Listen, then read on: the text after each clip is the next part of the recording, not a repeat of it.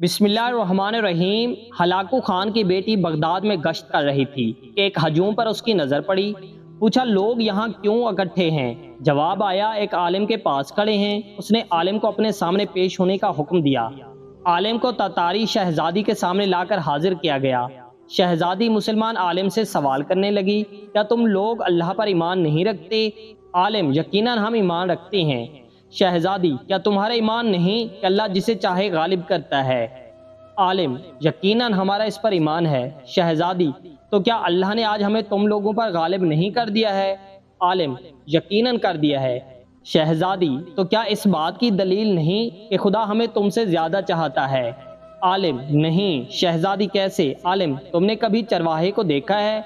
शहजादी, हाँ देखा है। आलिम, क्या उसने अपने रेवड़ के पीछे कुछ कुत्ते रखे होते हैं? शहजादी, हाँ रखे होते हैं। आलिम, अच्छा, तो अगर कुछ भेड़ें चरवाहे को छोड़कर किसी दूसरी तरफ को निकल खड़ी हों और चरवाहे की सुनकर वापस आने को तैयार ही ना हो, तो चरवाहा क्या करता है? शहजादी, वो इनके पीछे अपने कुत्ते दौड़ाता है ताकि वो इनको वापस उसकी कमान में ले आएं। आलिम, वो कुत्ते कब तक इन भेड़ों के पीछे पड़े रहते हैं? शहजादी, जब तक वो फरार रहें और चरवाहे के इक़्तिदार में वापस ना आ जाएं।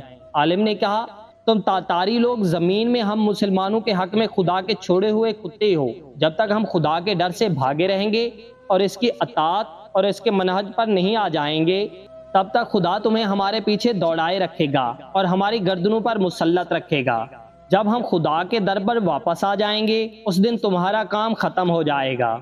दोस्तों, आजकल पाकिस्तान के भी कुछ इसी तरह हालात बने हुए हैं। हम सबको अल्लाह ताला सीधे रास्ते पर चलने की तौफीक दे। आमीन।